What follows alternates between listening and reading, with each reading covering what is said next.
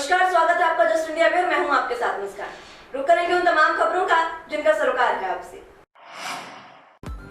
खबरों के प्रायोजक हैं आरोग्य मास्क लगाएं, कोरोना से सुरक्षित रहें। एशियन कलर कोटेड इस्पात लिमिटेड, आपका विश्वास हमारी पहचान।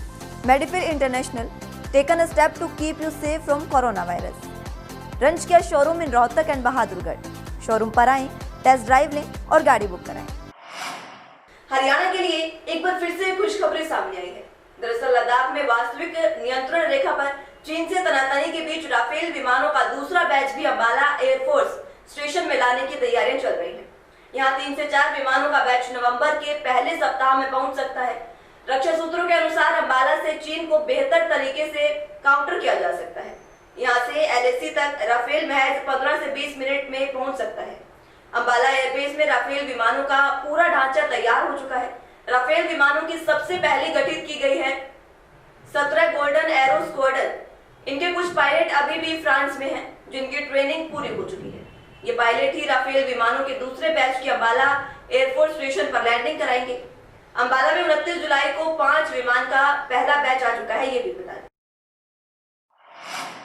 वहीं हरियाणा सरकार अगले 5 साल में 1 लाख और सरकारी नौकरियों के अवसर युवाओं को प्रदान करेगी। इसके लिए खास प्लानिंग भी तैयार की जा रही है। इसके साथ साथ प्रदेश सरकार आबकारी राजस्व को भी और बढ़ाने में जोर देगी। अगले साल तक इस राजस्व को 7,000 करोड़ तक पहुंचाने का लक्ष्य रखा जाएगा।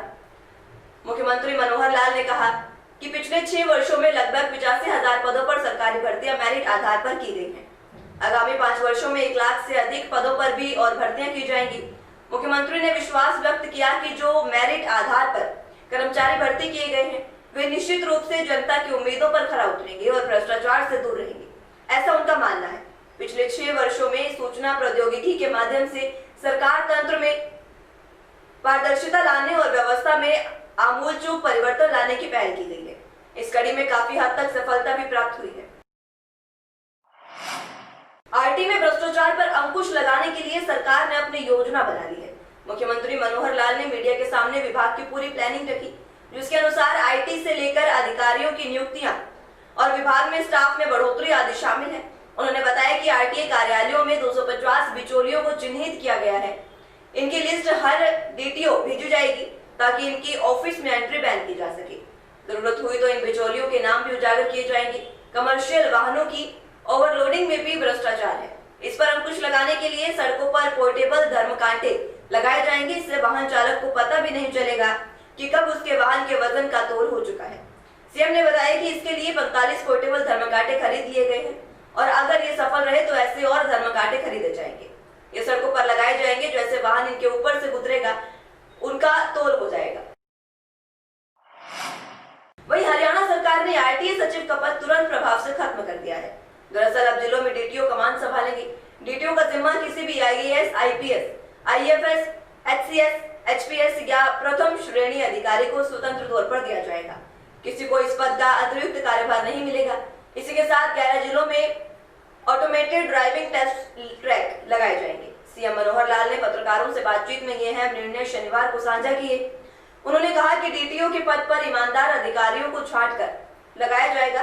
रजिस्ट्रियों में भ्रष्टाचार खत्म करने के लिए उठाए गए कदमों के बाद भ्रष्ट तंत्र पर ये एक और प्रहार है। वो नवरात्र के शुभ अवसर पर शुद्धिकरण का मन बना चुके हैं और आरटीए के बाद हर विभाग जहां पर भ्रष्टाचार की गुंजाइश है उसको खत्म करेंगे।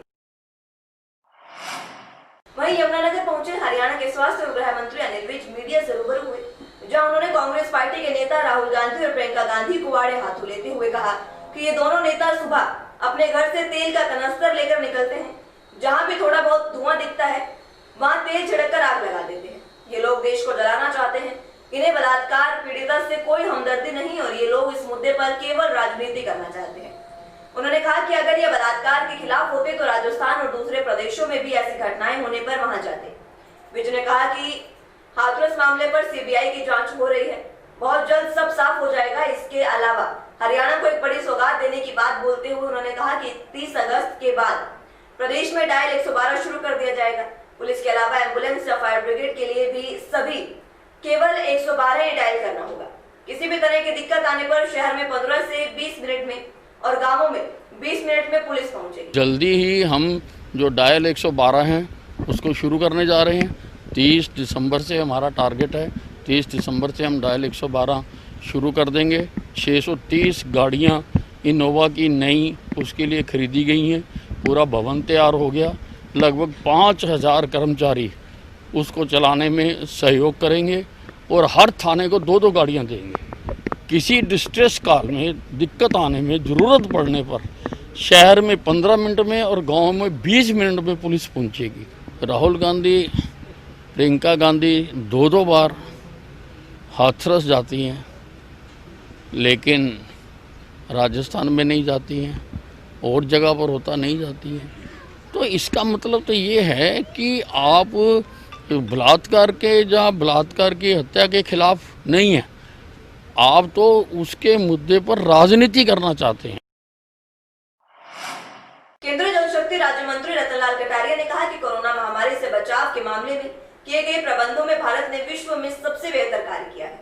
प्रधानमंत्री नरेंद्र मोदी के नेतृत्व में सरकार के प्रयासों के फलस्वरूप हमारे देश में इस महामारी के कारण होने वाली मृत्यु दर मात्र 1.54 है और रिकवरी रेट 80% से अधिक है। बता दें कि कटारिया स्वच्छता पखवाड़े के तहत यमुनानगर में आयोजित सम्मान समारोह के प्रतिभागियों को संबोधित कर रहे थे। इस मौके पर उन्होंने स्वच्छता पखवाड़े में होटल के व्यर्थ खाने और कूड़े के प्रबंधन और स्वच्छता गतिविधियों में उल्लेखनीय सहयोग देने वाले होटल संचालकों और संस्थाओं को स्मृति चिन्ह और प्रशंसा पत्र देकर सम्मानित किया।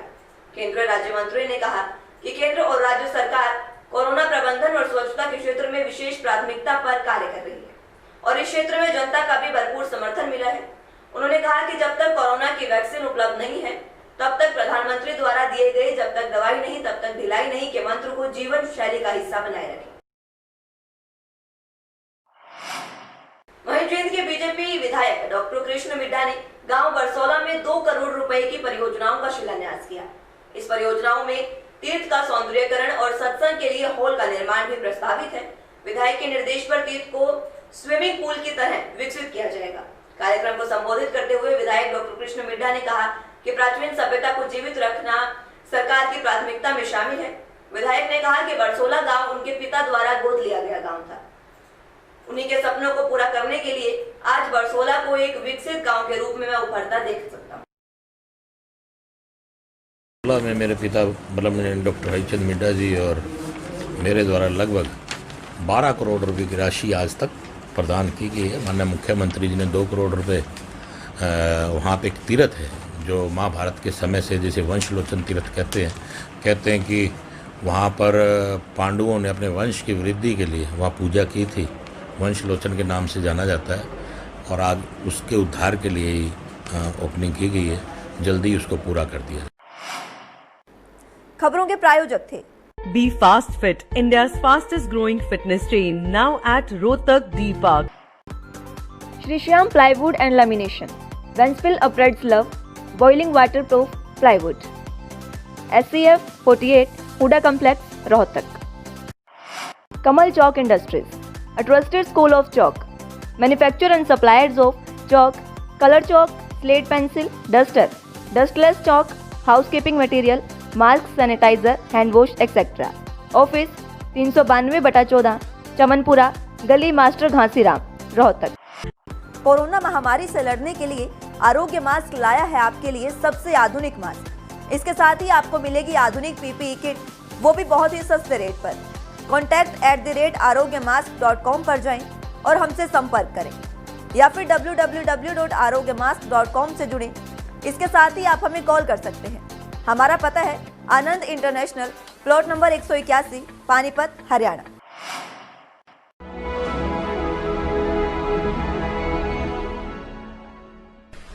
चाचा, आपने नया घर बनवाया है तो घर की छत पर कौन सी शीट लगवाई है?